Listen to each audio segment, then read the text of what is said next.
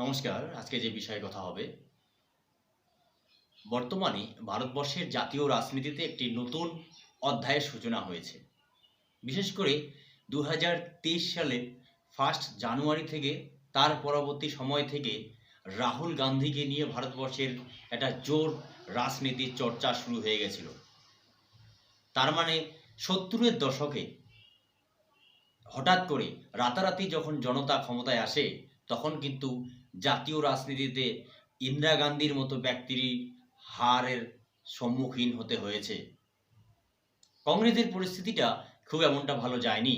যখন ইন্দিরা গান্ধীর নিজেও ভোটে বিপুলভাবে পরাজিত হন, বা পরাজিত হওয়ার পিছনে অনেক কারণ যথেষ্টই আছে।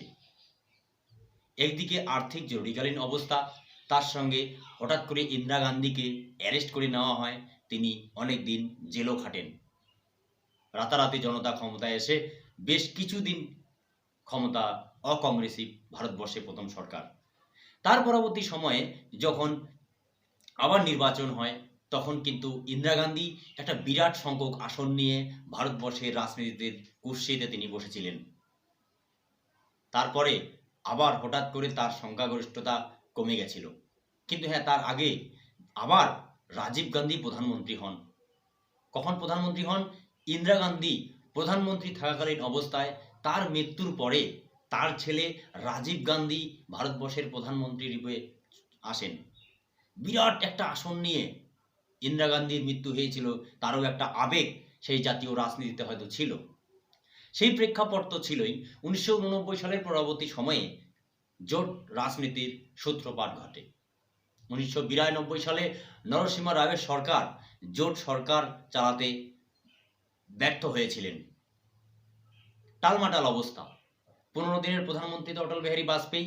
তারপর পরবর্তী সময়ে ১৯৯৮ থেকে ২০০৩ টানা ৫ বছর এনডিএ সরকার তিনি পূর্ণ করেছিলেন।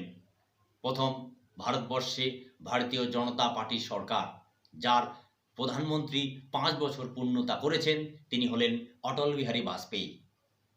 ১৯৯৯ থেকে পরবর্তীতে এই সময় কংগ্রেসের অন্ধকারাচ্ছন্ন বলা চলেই।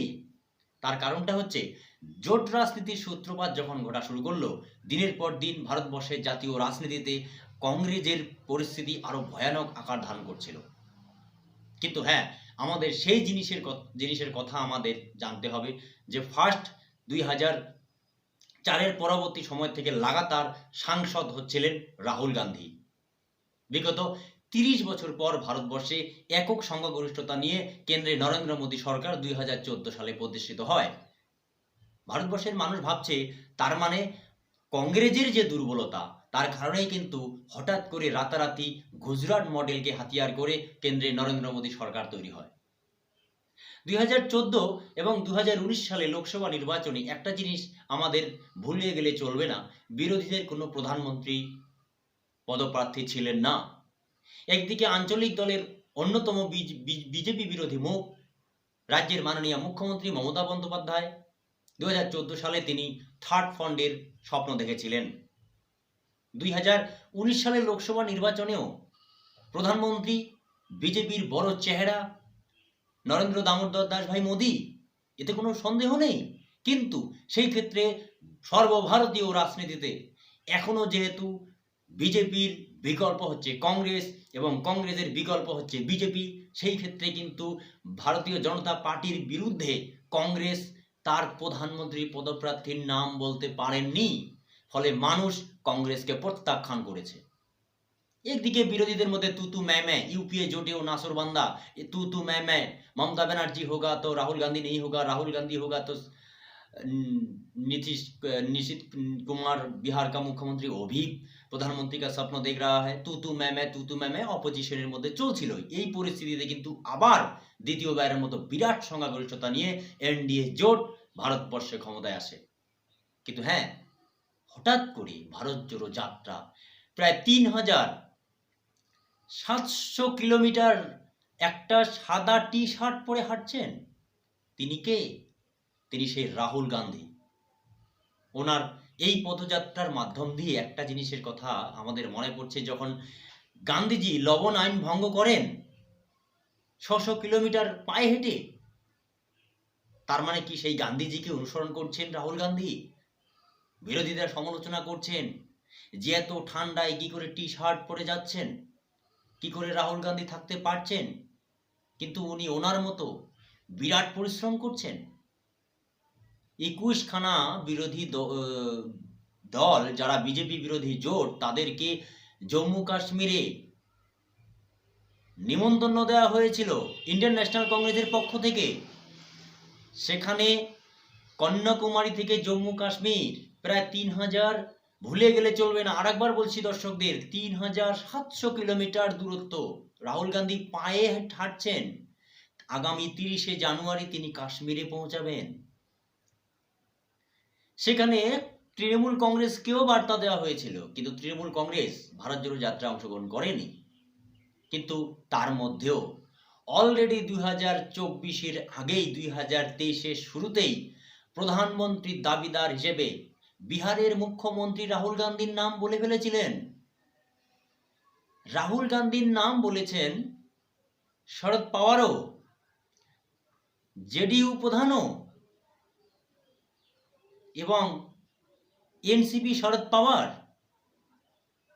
মেহবুবা মুফতি, ওমর ফারুক আবদুল্লাহ অবশ্যই সমর্থন করেননি, সমদূরত্ব বজায় রেখেছেন এসপি উত্তরপ্রদেশের। কিন্তু বিএসপি মায়াবতী সাংসদরা নিজেই রাহুল গান্ধীর উত্তরপ্রদেশে ভারত জোড়ো যাত্রায় হেঁটেছেন, এবং তার সাথে সাথে সাধু সন্তরা যারা রাম মন্দির আন্দোলনের নেতৃত্ব দিয়েছিলেন, রাম মন্দির প্রতিষ্ঠাতা যাদের ভূমিকা অপরিসীম, ওনারাও রাহুল গান্ধীকে একজন বড় মাপের নেতা হিসেবে দেখছেন যে হ্যাঁ অবশ্যই জোশ আছে ওনার মধ্যে, প্রধানমন্ত্রী হওয়ার ক্ষমতা রাখেন রাহুল গান্ধী। দেখুন সেই ভিডিওতে কি বললেন উনি।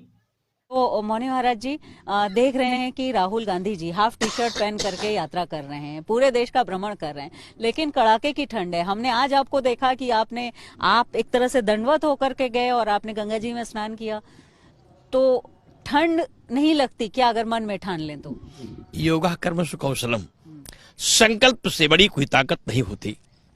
और राहुल गांधी जी कोई अन्न वसुंधरा में नहीं पैदा हुए, वो भी भारत की भूमि की ही हवा में पले हैं, यही का अन्न लिए हैं, यही का जल लिए हैं, और इसी भारत माता की गोद में रहते हैं और योग वो करते हैं। क्योंकि जब वो उनका पारिवारिक संबंध अमेठी से रहा है, वो स्वयं भी रोज 2 घंटे व्यायाम करते हैं। ऐसा नहीं है कि वो केवल एक नेता ही है, अपने को स्वस्थ रखने के लिए वो व्यक्ति साधना करता है। राजनीतिक भाषा एक अलग है, और सत्यता ये है कि वो रोज योग पर विश्वास करते हैं, योग करते हैं, प्राणायाम करते हैं, और तमाम वो इस तरीके की क्रियाएं करते हैं जिससे वो स्वस्थ रहें। आज उनकी पदयात्रा को देख के लोगों को आश्चर्य हो रहा होगा कि एक टी शर्ट में टहल रहा है। भारत का नौजवान हिमालय के पहाड़ियों पे जब सीमा की रक्षा करने के लिए बर्फ पे खड़ा हो सकता है, तो देश का राजनीतिज्ञ अगर टी शर्ट पहन के चल रहा है तो उस पर आश्चर्य करने की आवश्यकता नहीं है। बहुत बहुत बड़ी बात बता रहे हैं कि जब सीमा पर खड़े हो सकते हैं देश के युवा, तो राजनीतिक यात्रा कर रहे हैं तो उसमें क्या। और जिस तरह से भारत भूमि है, ये भारत भूमि में बहुत ताकत है, भारत भूमि में बहुत शक्ति है, और भारत भूमि का अन्न जल ग्रहण करने वालों में इस तरह की ताकत कई बार होती है। आपका क्या अनुभव रहा है? आप लोग साधना करते हैं यहाँ, जैसे अब पूरे 1.5 महीने तक ये मेला रहेगा, उसमें गंगा जी में रोज स्नान करेंगे चाहे जितनी ही ठंड हो। साधु महात्मा पहले भी ये करते रहे हैं, तो ये आत्मबल की एक बात है। हाँ, ये आत्मबल की ही बात है। और कुछ भारत में ऐसे प्रकृति भी है जो संत महात्माओं के कारण कि भारत ही अन्य देशों के बीच में इस विषय पर चर्चित होता है। जहाँ प्रयाग जैसी धरती है, प्रयाग तीर्थों के राजा हैं, यहाँ देश देश के महात्मा आ जाते हैं और साधना 1 महीने तक करते हैं। और हम तो प्रतापगढ़ जिले के हैं, जहाँ की करपात्री महाराज जी थे, जो केवल जितना अंजल में आ जाता था उतना ही भोजन करते थे और हाथ को तकिया बना करके पूरा जीवन गुजार दिए। तो ये तो साधना की बात है ही है, बिल्कुल साधना की बात है, लेकिन जिस तरह से ट्रोलिंग हो रही है, जिस तरह से हम कह सकते हैं कि इस पर जोक्स भी बन रहे हैं, वो अपने आप में एक बात है। लेकिन आप लोगों को क्या लगता है कि योग में ये शक्ति है? साधु महात्मा इसीलिए हमारे भारत देश के इतने ज्यादा आध्यात्मिक रूप में साधना करते रहे, हिमालय तक में साधना करते रहे, वो भी कम वस्त्रों में या वस्त्रविहीन। योग साधना में, और क्या कहते हैं, योग साधना से और जप तप में इतनी आत्मशक्ति है कि हर एक चीज संभव है। हर एक चीज संभव है। लेकिन महाराज जी, जिस तरह से आप दोनों का मैं पहले नाम जानना चाहूंगी। ब्रिजमोहन त्रिपाठी। आपका? रामराज तिवारी। जिस तरह से मणि महाराज जी की बात आ रही है, उत्तर प्रदेश में डिप्टी सीएम है ब्रिजेश पाठक जी, उन्होंने ये कहा कि मैं, स्वास्थ्य विभाग भी उनके पास है, तो कहा मैं इस बात का विशेषज्ञों से पता कर रहा हूं कि इस तरह से कैसे कोई कर सकता है। तो आपको लगता है कि ये संभव है या राजनीतिक रूप? क्योंकि राजनीति की अगर हम बात करें तो महात्मा गांधी भी धोती लपेट करके, उनको सभी राजनीतिक दलों के लोग मानते हैं, लेकिन वो भी इस तरह से काम करते रहे। मेरे देश के आदरणीय प्रधानमंत्री जी जितना सम्मान महात्मा गांधी जी का करते हैं, उससे सब छोटे हैं।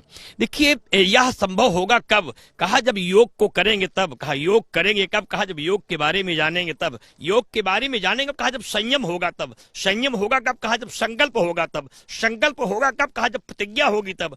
प्रतिज्ञा होगी कब? कहा जब लक्ष्य होगा तब।